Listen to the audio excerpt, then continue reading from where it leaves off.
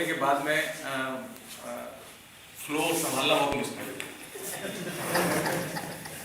और हम लोग बचपन के दोस्त हैं और बहुत गहरे दोस्त हैं, मतलब एक ही धुन में रहते हैं, इसलिए मेरी बहुत सारी बातें शिद्दत में कहीं मैं उनमें से कोई चीज़ कहूँगा नहीं।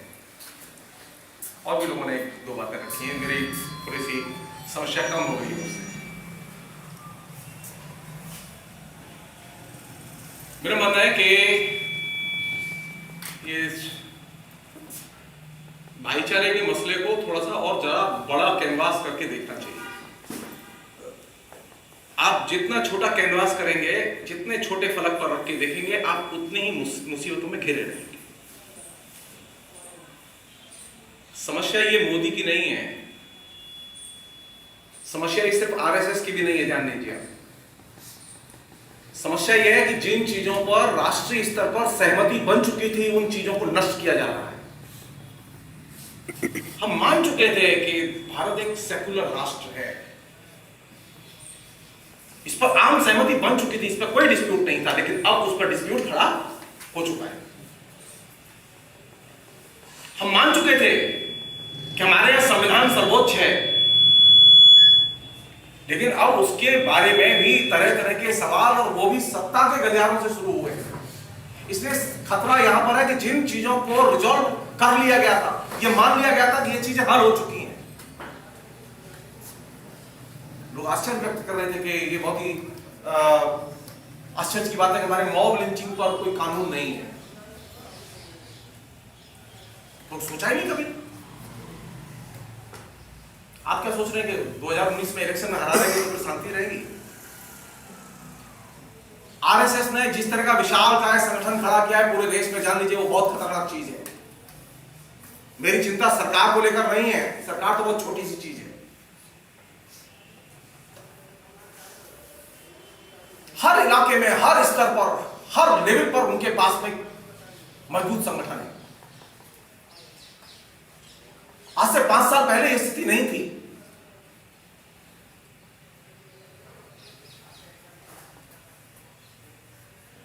कई लाख लोग होल टाइमर की तरह काम करते हैं आरएसएस के, जान लीजिए आप। कम्युनिस्ट पार्टी के पास में उसका दशांश भी होल टाइमर नहीं है। सारी लेफ्ट पार्टियां मिलकर भी जितने होल टाइमर है, वो दशांश भी नहीं है आरएसएस के जितने होल टाइमर काम कर रहे हैं। हम किस दुनिया में रह रहे हैं? चुनाव तो आप जीत लेंगे, चुनाव की गणित अलग है। हमारा कंसर्न चुनाव नहीं है। हमारा कंसर्न यह है कि जो समाज जो नीचे तक एकदम बांट दिया गया और विषाक्त कर दिया जाए, इससे कैसे लड़ा जाए। आप कल्पना कीजिए, मतलब मैं जो खतरे की तरफ आपका इशारा ध्यान खींच रहा हूं। मैं मुजफ्फरपुर गया, मेरा एक दोस्त था जो मुझे पटना पे पहले लेने आया, मैं उसके घर गया। 35 साल बाद हम मिल रहे हैं। सुबह 6 बजे उसके घर पहुंचा तो उसकी पत्नी चाय लेकर आई, तो पहली बार परिचय हुआ। जब वो लड़का साथ पढ़ता था जेएनयू में, तो उसकी शादी नहीं हुई। पत्नी ने चाय रखी, वो बोली कि भाई साहब एक बात बताइए, कन्हैया कुमार क्या ठीक कर रहा है? अपना दिमाग एकदम सन। मैंने कहा भाभी जी, कन्हैया कुमार को छोड़िए, पहली बार मिल रहे हैं, थोड़ा राजी खुशी की बात करें, थोड़ा सा अपनी एक दूसरे की बात करें। बोले नहीं, पहले आप ये बताइए। तो मैं कन्हैया कुमार के लिए मुजफ्फरपुर जा रहा था मीटिंग करने के लिए। उसके पति ने कहा कि कन्हैया कुमार के लिए जा रहे हैं। वो महिला जो कि हाउस वाइफ है, जो कि टेलीविजन के अलावा कोई चीज नहीं देखती है, उस महिला के दिमाग में बिल्कुल सांप्रदायिक जहर भरा हुआ है।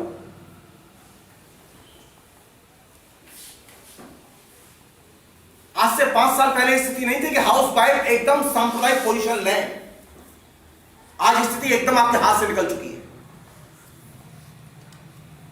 किस दुनिया में रह रहे हैं हम लोग? अच्छा, मैंने मोहतरमा को किसी तरह से हाथ जोड़ के प्यार से भाभी जी करके टरकाया कि मैंने कहा आप जो कहेंगे वही करेंगे, आप चिंता मत करिए, आप आपके ही साथ हैं। और ये एक भाभी जी की बात नहीं है, ऐसी दर्जनों भाभी हैं जो हमारे बीच में हैं, और सबके घर में वो घुस चुके हैं। मैं नाम नहीं लेना चाहता। मैं साउथ में गया, कुर्ग में, जो इलाका है बेंगलोर के पास में, कुर्ग इलाका बहुत ही रिमोट एरिया में, जहां पर मैं जाके रहा, जिसके घर में मैं रह रहा था, उसकी पत्नी आके बोली कि मोदी जो कर रहा है ठीक कर रहा है। मैंने कहा अखबार नहीं पढ़ती, ये टेलीविजन खाली देखती है, और लेकिन इस महिला का माइंड सेट जो है वो ये है कि मोदी जो कर रहा है वो ठीक कर रहा है। ये फीलिंग आप ये मान लीजिए 2014 के पहले के बाद मैं अनेक इलाकों में गया हूं। मैं केरल गया, तमिलनाडु गया, आंध्रा गया, कहीं पर भी मैंने ये फीलिंग नहीं पाई। लेकिन इस बार 14 के बाद जितनी जगह में गया, मैं बेंगलोर गया, वहां पे ये सेम फीलिंग, मैं मुजफ्फरपुर गया, वहां से यही फीलिंग, पटना गया यही फीलिंग, नोएडा गया यही फीलिंग। इसका मतलब यह कि एक बड़ा आइडियोलॉजिकल वर्क सांप्रदायिक ताकतों ने क्या, वो आपकी घरेलू औरतों के ऊपर किया है, जिसको आप लोग नहीं जानते, आप नोटिस नहीं देते। और आप ये मान के चल रहे हैं कि मेरी इस पर कोई मतलब कोई आइडियोलॉजिकल लड़ाई नहीं है, भाईचारा सम्मेलन करें या कोई और सम्मेलन करें, मैं उस डिटेल्स में नहीं जाना चाहता, क्योंकि ये कम्युनिस्ट पार्टी का अपना लक्ष्य है, वो कैसे किस तरह से ऑर्गेनाइज करे, मेरी उस पर कोई, मुझे उस पर टिप्पणी नहीं करनी। दिक्कत तो है उसमें, मेरा कंसर्न दूसरा है। मेरा कंसर्न यह है कि हम जो सीमित लोग हैं, कम से कम संख्या में लोग हैं, क्या उनके भी दिमाग साफ है या नहीं है? अगर आप ये मान के चल रहे हैं कि यहां जो लोग बैठे हैं उनके भी दिमाग साफ हैं, तो गलतफहमी है। आइडियोलॉजिकल प्रेशर इतना ज्यादा है और आइडियोलॉजिकल कंजम्पशन इतना ज्यादा है कि यहां जितने लोग बैठे वो सारे के सारे लोग थक चुके हैं, इतनी डोज पिलाई गई। मैं 7-8 घंटे लगातार मैं फेसबुक पर लिखता हूं, जिस दिन से फेसबुक आया तब से लिख रहा हूं, मैं उस खतरे को जानता हूं। आप कल्पना कीजिए, हम एक जमाना था, हम पैम्पलेट निकालते थे, हम सब्यसाची पर गर्व करते थे कि वो बुकलेट निकालते हैं और बुकलेट सस्ती बेचते हैं। और आज स्थिति क्या है? आज आपके हाथ में मीडियम है, आपके पास में एक संगठित कार्यकर्ता है, लेकिन वो लिखता नहीं। आप कैसे लड़ेंगे आरएसएस से? फेसबुक पर फ्री लिख सकते हैं, इंटरनेट पर फ्री ब्लॉग लिख सकते हैं, लेकिन हमारे कॉमरेड नहीं लिखते। किसने रोका है भाई? आप कम्युनिस्ट पार्टी के खाली लोक लहर में छपे हुए लेख को भी अनुवाद सीधे सीधे नकल करके लिख दीजिए, लेकिन लिखिए, किसने रोका है? इंतजार कर रहे हैं हम लोग, रेवोल्यूशन दरवाजे पर आएगा और दस्तक देगा। आरएसएस के लोग आपको घर में घुसकर मारेंगे, क्योंकि आप उसकी आइडियोलॉजिकल रेंज को आप समझ नहीं रहे हैं। 30,000 लड़के बिल्कुल पेड एम्प्लॉय के तौर पर काम करते हैं इस समय।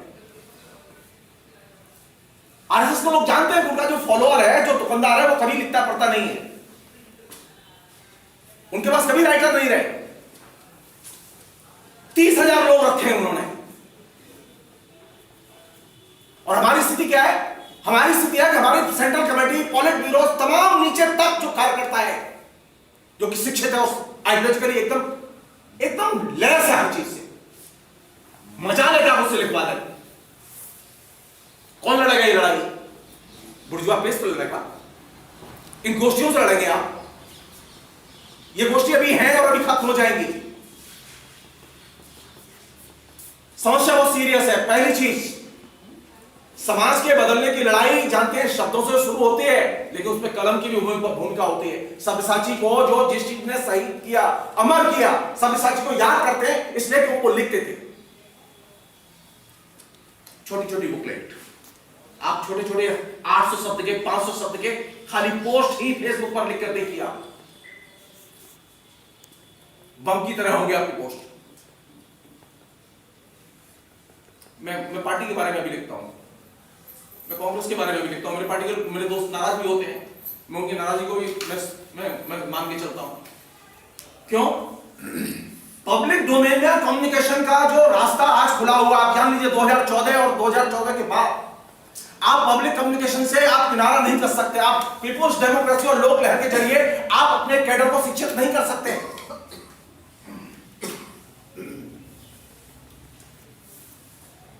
अभी थोड़ी सी ये चेतना आई है कि अभी पार्टी ने अच्छे अपने ग्रुप बनाए हैं, थोड़ा सा यूट्यूब पे भी कुछ मटेरियल डालना शुरू किया है, कुछ अपनी वेबसाइट भी बना के चलानी शुरू की है।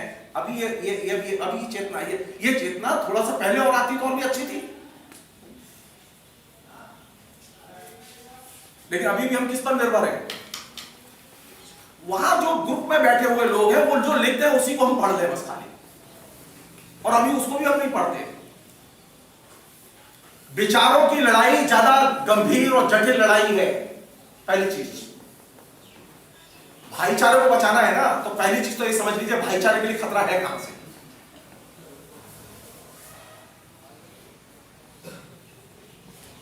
किससे प्यार करते हैं हम लोग? प्यार करेंगे उपभोक्तावाद से, और गाने जाएंगे मार्क्सवाद के, बचेगा कौन? उपभोक्तावाद बचेगा या मार्क्सवाद बचेगा? सारी लड़ाई है। सब्यसाची के साथ में अगर जुड़ने की बात है, या कम्युनिस्ट पार्टी के किसी भी अच्छे नेता को आप देखें, अगर जुड़ने की बात है, किस चीज पर सारी सारी जंग चल रही है? किस तरह की जीवन शैली होनी चाहिए? हमारी सारी जीवन शैली बदल गई उपभोक्तावाद ने। पिछले 30 साल में हमारी पूरी लाइफ स्टाइल बदल गई और देखने का नजरिया बदल दिया। हम रेजिस्ट करने के लिए तैयार नहीं है, हम सरेंडर करने के लिए तैयार नहीं है, हम आइडियोलॉजिकली ऑल्टरनेटिव देने के लिए तैयार नहीं है। आप विकल्प नहीं देंगे तो आरएसएस जो विकल्प देगा लोग उसी को लेंगे। क्या विकल्प दिया है उन्होंने? आप कहते थे कि ये हिंदुस्तान, जैसा कि प्रोफेसर जयहसन साहब ने कहा कि ये जो हमारी जो साझा संस्कृति है, जो गंगा जमुनी संस्कृति है, उसका एक मिला जुला रूप यहां पर रहा है ट्रेडिशन में। लेकिन एक चीज तो सच है जिसे हम लोग मानते हैं,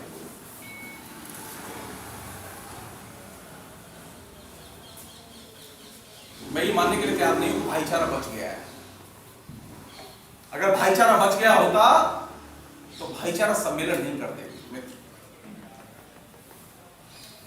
कम से कम हिस्टोरिकली ये तो देख लें कि भाईचारे की डेथ किस दिन हुई थी।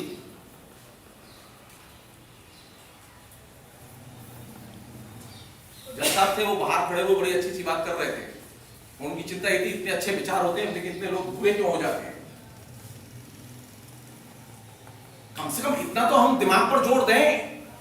मैं कम से कम इतनी तो कॉमरेडों से उम्मीद करता हूं कि वो सोचें कि आखिर वो कौन सा समय था जिस समय कि भाईचारा जो था वो नष्ट हो गया। कोई जगह तो घटी ऐसी।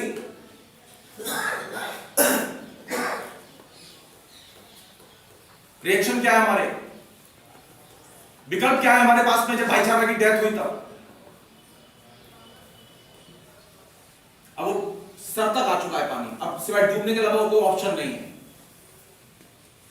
सहारा खोज रहे हैं हम लोग। वो वर्ग युद्ध छोड़ दीजिए, अभी वर्ग युद्ध बहुत दूर की चीज है। अभी एक छोटी सी चीज बचानी मुश्किल है, फ्रीडम ऑफ एक्सप्रेशन। साधारण सी चीज है लेकिन बहुत बड़ी चीज है, अभी आपको ये बचानी मुश्किल है। आप एक कसके पोस्ट लिखिए और अगर वो उन्हें पता चल जाएगा आप कम्युनिस्ट पार्टी के लोग हैं, अच्छे डेमोक्रेटिक लोग हैं, आप लेफ्ट माइंडेड हैं, तो आपके पीछे वो 4 केस लगाएंगे और आप चक्कर काटते रहिए। सैकड़ों लोगों के ऊपर उन्होंने केस लगा के उन्होंने एकदम लीगल टेररिज्म पैदा कर दिया है पूरे सोसाइटी में। आप बस खाली एक बार उनकी डिबेट में फंस जाएंगे और उसके बाद देखिए कि आपके पीछे केस लगता है कि नहीं लगता। हम में से सभी लोग ये जानते हैं कि आज आइडियोलॉजिकली खतरा कहां है, लेकिन बोलने के लिए तैयार नहीं है। मेरी आपत्ति इस बात पर है कि आप बोलेंगे नहीं, आप लिखेंगे नहीं, तो आपके लिए लिखेगा कौन?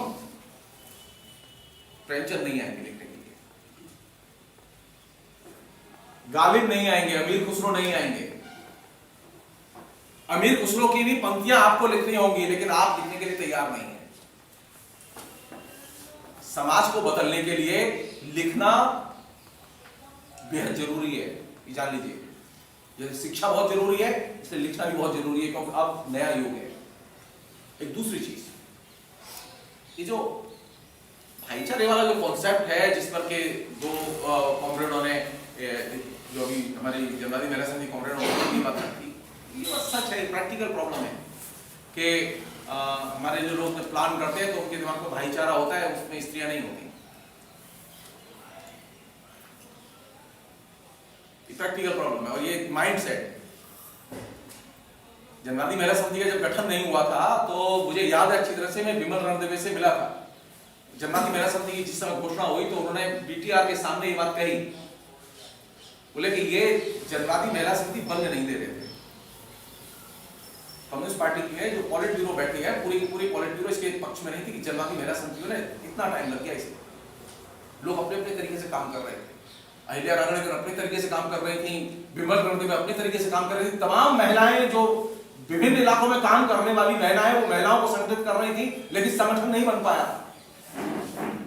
बुर्जुआ जी का संगठन पहले से था, फ्रीडम मूवमेंट में था, फ्रीडम मूवमेंट के बाद भी था, लेकिन कम्युनिस्ट पार्टी को संगठन बनाने में महिलाओं का सबसे ज्यादा लंबा समय लगा। इसलिए ये एक माइंडसेट है। इस माइंडसेट में आज भाईचारे को दो जगह से खतरा है। मैं बहुत विनम्रतापूर्वक कहना चाहता हूं, भाईचारे को सबसे बड़ा खतरा है पितृसत्तात्मक विचारधारा से। आप जान लीजिए, जिसका सबसे ज्यादा आरएसएस इस्तेमाल कर रही है।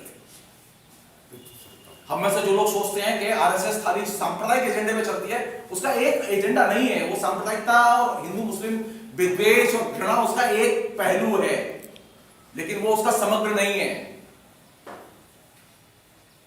वो मतलब दर्जनों लोग हैं जिसमें वो काम कर रहे हैं।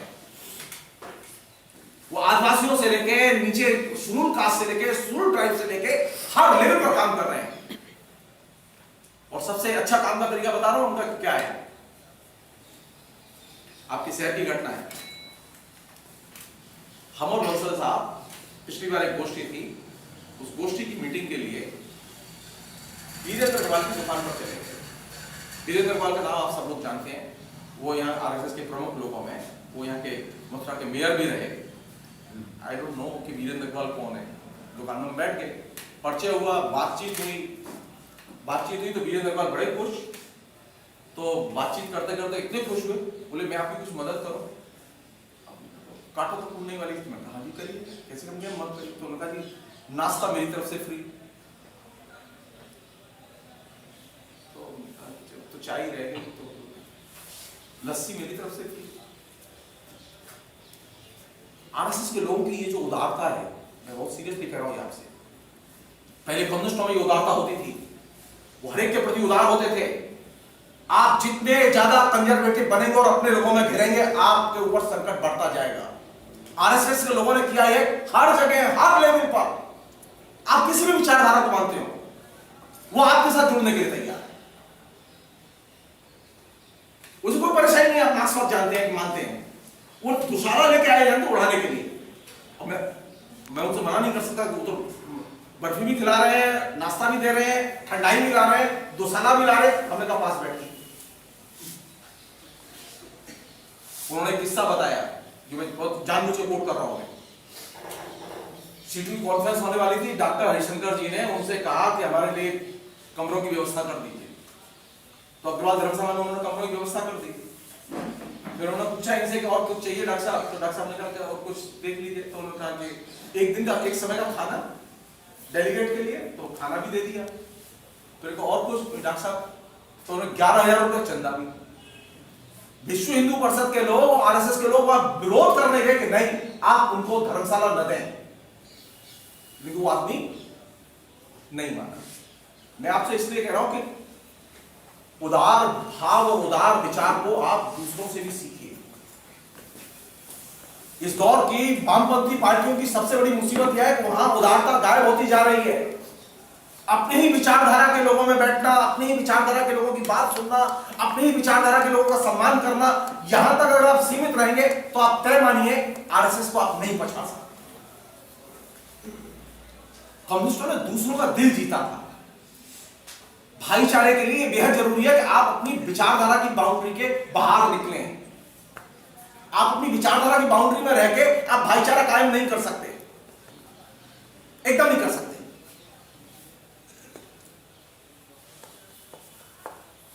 मैं कलकत्ते में रहता था, 2006 तक मैं पार्टी का मेंबर भी था। आरएसएस के लोग कभी कभी चंदा लेने आते थे मेरे पास, और मैं चंदा देता भी था। और मैं कहता था उससे कि तुम चंदा तो ले रहे हो, लेकिन मुझे भी चंदा चाहिएगा। तो मैं अगर 100 रुपए देता था तो मैं 1000 रुपए चंदा लेता था। रिकॉर्ड था, बराबर का मामला था। दुर्गा जी जब आप कहेंगे हम चंदा देंगे तो हम बस बराबर की बात है। क्या हम अपने अंदर भाईचारे के लिए कौन सी चीज जरूरी है? वर्गीय दृष्टिकोण जरूरी नहीं है, उदारतावादी दृष्टिकोण जरूरी है। और अभी जो सबरीमाला का जजमेंट हुआ, उस जजमेंट की बहुत बुनियादी चीज जिसे सामने रख के मैं बात खत्म कर रहा हूं। अभी तक क्या था कि हमने परंपराओं को, जिसमें विचारधारा की, ये जो भाईचारे की परंपरा भी है, उसको हमने लगातार उसके अपने ट्रेडिशनल दृष्टिकोण से परिभाषित किया है। सबरीमाला का जो मेजॉरिटी जजमेंट है, उस मेजॉरिटी जजमेंट की सबसे बुनियादी चीज यह है, रैशनैलिटी की ग्राउंड पर परंपरा को परिभाषित किया जाए। सवाल यह, क्या हम भाईचारे को रैशनैलिटी की ग्राउंड पर परिभाषित करने के लिए तैयार हैं या नहीं है? आज की डेट में आपको नए सिरे से भाईचारे की परंपरा को भी रैशनैलिटी की ग्राउंड पर परिभाषित करना होगा। भाईचारे का आधार क्या होगा? हिंदू मुस्लिम सिख ईसाई? नहीं भाई, नहीं। मैं पहले भी लिख चुका हूं, फिर आपसे शेयर कर रहा हूं। हिंदू मुस्लिम सिख ईसाई आपस में है भाई भाई। ये नारा जितनी बार लगा और जितनी जोर से लगा, इसने समाज में सामाजिक विभाजन को तेज किया। जो ही आप ये नारा लगाते हैं तो आप समाज को, उसकी सामाजिक इकाइयों को धर्म के आधार पर बांट कर देखते हैं।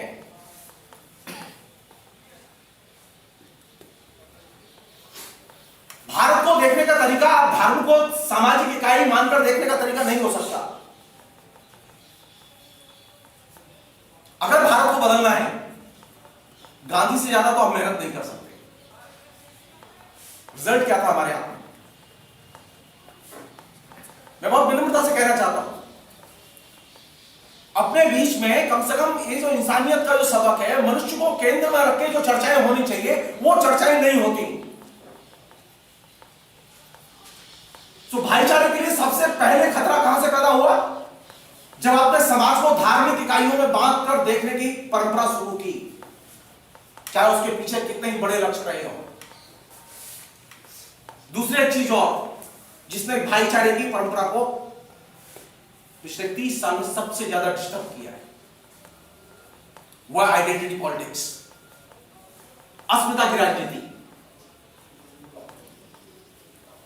ये जो छोटे छोटे जो गोत्र, छोटे छोटे जाति समूह, छोटे छोटे धर्म, छोटे छोटे संप्रदाय, ये तमाम जो कुकुर कुत्ते की तरह उगाए हैं, ये क्यों उगाए हैं?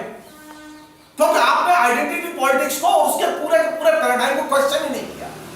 आपने मान लिया कि नहीं, ये स्त्री का सवाल है तो स्त्रियों को उठाना ही चाहिए। आपने मान लिया कि दलित का सवाल है, दलित को उठाना ही चाहिए। आप ये भूल ही गए कि ये उठाने से कौन सी चीज आपके हाथ से निकल जाएगी। आपने दलित को खड़ा किया, आपने चमार को खड़ा किया, आपने शूद्र को खड़ा किया, सबको खड़ा किया, लेकिन मनुष्य को गायब कर दिया। भाईचारे के लिए दूसरा सबसे बड़ा खतरा कहां से, किस बात में परेशान है अभी? परेशान इस पर है कि ये मायावती किधर जाएगी। सोचिए आप, दिक्कत क्या नहीं, अखिलेश किधर जाएगा? सेक्युलर है ना, इनके सेक्युलर क्रेडेंशियल से कोई संदेह नहीं है। कहां चिंताएं आकर रुक जाती हैं, कहां बाधा खड़ी हो रही है। एक तरफ आरएसएस और उसके संगठन लगातार गांधी पर हमले कर रहे हैं, और जो सहमति के मुद्दे थे उन पर हमले कर रहे हैं, जो चीजें रिजॉल्व हो चुकी थी उन पर हमले कर रहे हैं। दूसरी तरफ वो तमाम किस्म के छोटे छोटे दलित समूह, और ये परंपरा पेरियार से शुरू होती है। मैं बहुत विनम्रता से कहना चाहता हूं कि ये तमाम किस्म की जो अस्मिता की राजनीति और उसके जो पैराडाइम विकसित हुए, जो छोटे छोटे रूपों में विकसित हुए, उन्होंने सबसे ज्यादा भाईचारे को क्षतिग्रस्त किया। सवाल है कि हम मुठभेड़ करने को तैयार हो। आइडियोलॉजी की लड़ाइयां मुठभेड़ से जीती जाती हैं, समझौते से नहीं। अंतोनियो ग्राम्सी कहते थे, जो कम्युनिस्ट पार्टी के टॉप लीडर थे इटली के, जब दुश्मन से लड़ाई हो तो उसके आइडियोलॉजिकली सबसे मजबूत किले पर हमला बोलना चाहिए। हमारी क्या स्थिति है, जब हम दुश्मन से भिड़ते हैं तो उसके सबसे कमजोर कड़ी पर हमला करते हैं। नहीं, युद्ध के मैदान में कमजोर कड़ी पर हमला होना चाहिए, लेकिन आइडियोलॉजिकल लड़ाई में हमेशा मजबूत कड़ी पर हमला होना चाहिए। ये हिंदू मुस्लिम सद्भाव कमजोर कड़ी है, ये आइडियोलॉजिकली बहुत मजबूत कड़ी नहीं है जिस पर आप हमला करते हैं। आरएसएस को पछाड़ने के लिए पहली चीज जरूरी है कि हिंदुस्तान को आप कैसे देखते हैं। वो हिंदुस्तान को हिंदू के तौर पर देखते हैं, आप हिंदुस्तान को एक वैविध्य के तौर पर देखते हैं।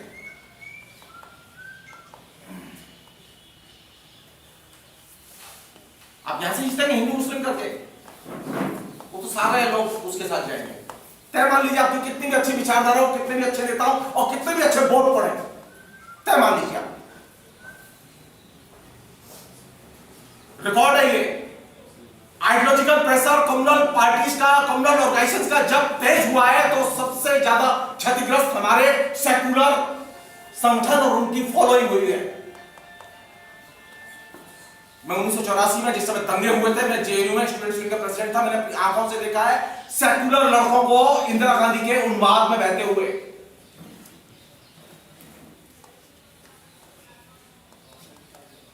ये जो लड़की बैठी है ना, रक्षा मंत्री बनी हुई, इसका पति मेरे खिलाफ इलेक्शन लड़ा था प्रेसिडेंट का और हरा था, और वह लड़का नरसिम्हा राव का भतीजा था, सबसे पढ़ा लिखा लड़का, कैंब्रिज से लौटा हुआ लड़का, जो अभी चंद्रबाबू नायडू का सेक्रेटरी है। आप कल्पना कर सकते हैं कि सब इंदिरा गांधी की हत्या हुई है, वो लड़का जान से मारने की मुझे धमकी दे रहा था। मेरे लिए चौंकाने वाली चीज कि इतना पढ़ा लिखा जेंटलमैन लड़का इतना उन्मादित कैसे हो सकता है।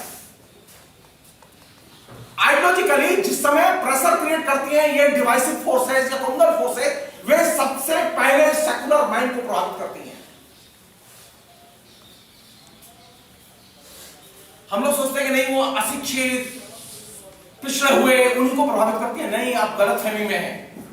अभी सबसे ज्यादा हिंदू हिंदू कौन कर रहा है, देखिए जाके, सबसे ज्यादा वे लोग कर रहे हैं जो शिक्षित हैं, वे लोग कर रहे हैं जो कल तक सेकुलर थे।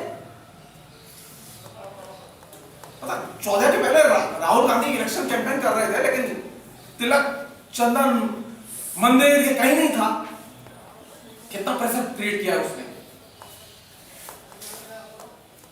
कि एक नेता जो कि कभी किसी मंदिर में नहीं गया, वो अचानक सारे मंदिरों में ढोक लगाते हुए घूम रहा है। ये आइडियोलॉजिकल उनकी विक्ट्री है। और आपकी क्या स्थिति है? आपके पास में एक अच्छा क्रिटिक भी नहीं है। मैं बहुत विनम्रता से कहना चाहता हूं कि आरएसएस की जो बैकबोन है, उसकी जो विचारधारा की बैकबोन है, उसकी विचारधारा की बैकबोन को क्वेश्चन किया जाना चाहिए। और विचारधारा की बैकबोन क्या है उसकी? भारत को धार्मिक इकाइयों के तौर पर देखा जाए।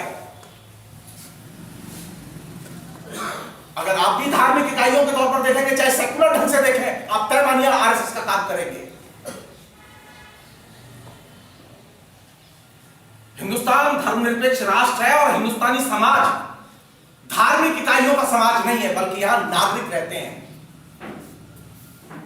हमारे लिए नागरिक की पहचान महत्वपूर्ण है, हमारे लिए दलित की पहचान महत्वपूर्ण नहीं है, हमारे लिए हिंदू की पहचान महत्वपूर्ण नहीं है, सिख की पहचान महत्वपूर्ण नहीं है। मेरे लिए नागरिक की पहचान महत्वपूर्ण है, और नागरिक होना एक बड़ी उपलब्धि है मेरी, क्योंकि वो मुझे कॉन्स्टिट्यूशन से मिली है वो चीज। मैं अगर संविधान की रक्षा करना चाहता हूं तो मैं हिंदू होकर, एक अच्छा सेकुलर हिंदू होकर संविधान की रक्षा नहीं कर सकता, मैं एक नागरिक होकर रक्षा कर सकता हूं। हमने सारा का सारा विमर्श प्लेट पर सजाते उनके लिए रख दिया कि वे तय करें, हम खेलेंगे उसमें। नहीं, आप तय करिए और उन्हें खेलने के लिए फोर्स कीजिए। उसके लिए जरूरी है कि आप हिंदुस्तान की जो सामाजिक इकाइयां उन्हें धर्म के आधार पर प्रकाशित करना छोड़ दें। दूसरी चीज जो ज्यादा खतरनाक है, मुझे मालूम नहीं कि क्या इसका विकल्प है। हिंदी भाषी क्षेत्र में बड़े पैमाने पर और साउथ में भी बड़े पैमाने पर ये जो तमाम किस्म के छोटे छोटे जो धार्मिक नेता और धार्मिक संगठन पैदा हुए, तमाम किस्म के छोटे छोटे कल्ट हीरो पैदा हुए, ये एक बहुत बड़ी समस्या है। हर एक की 10,000 की, 5,000 की, 20,000 की फॉलोइंग है। 5,000 10,000 लोग, भंडारा 24 घंटे चलता रहता है, खाना खा रहे हैं, पड़े हुए रह रहे हैं, मोबिलाइजेशन चल रहा है, 12 महीने मोबिलाइजेशन चल रहा है। आपके पास कोई विकल्प नहीं है इसका।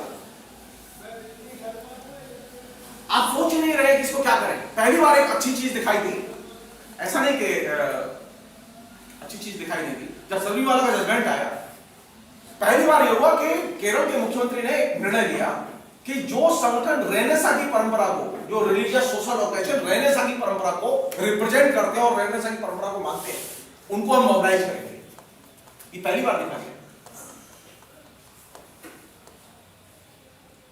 आप यहां से नहीं तय कर सकते कि ये फला धर्म को मानता है, ये फला सेक्ट को मानता है, मैं यहां नहीं जाऊंगा तो धर्म कोई बहुत बुरी चीज है। प्लीज, धर्म बहुत बुरी चीज है और धर्म में मैं दाखिल नहीं होगा, इस भाव से निकल जाओ। क्योंकि वहां बारूद फैला दी गई है और वहां आपके घुसे बिना और उसे स्पर्श किए बिना आप उसे किसी भी तरह से प्रभावित नहीं कर सकते। आप एक को बंद करेंगे, दो को बंद करेंगे, तीन को बंद करेंगे, आप सबको बंद कर दीजिए, उसके बावजूद फिर नए पैदा हो जाएंगे। क्योंकि हिंदुस्तान में इतनी गरीबी है और इतना धार्मिक पहले से माहौल बना हुआ है कि एक धार्मिक नेता पैदा होने में बहुत ज्यादा समय नहीं लगता। जो भाईचारे के लिए जो सबसे बड़ी डिवाइडिंग लाइन नीचे के लेवल पर, आज से कुछ समय पहले अगर आप याद करें पंजाब में मैं सिर्फ इतना जानता था, एक सिख संप्रदाय है और सिख संप्रदाय का ही असर है। आज स्थिति है कि वहां छोटी छोटी जातियों के सिख संप्रदाय में अलग अलग गुट बने हुए हैं। सिखों में जातियां नहीं थी, जातियों के आधार पर धार्मिक संगठन नहीं थे और उनकी बहुत बड़ी solid vote bank following. Third चीज जो कि खतरनाक है आइडियोलॉजिकली आरएसएस की, जिसे क्वेश्चन किया जाना चाहिए अगर भाईचारा बचाना है, वो ये कि वो खुल्लम खुल्ला बहुराष्ट्रीय निगमों की हिमायत करते हैं। पता नहीं क्यों, मुझे मेरी अपनी गट्स फीलिंग है, ईश्वर करे मेरी गट्स फीलिंग ठीक ना हो। बहुराष्ट्रीय निगमों के खिलाफ में मुहिम तकरीबन बंद कर दी है हमने।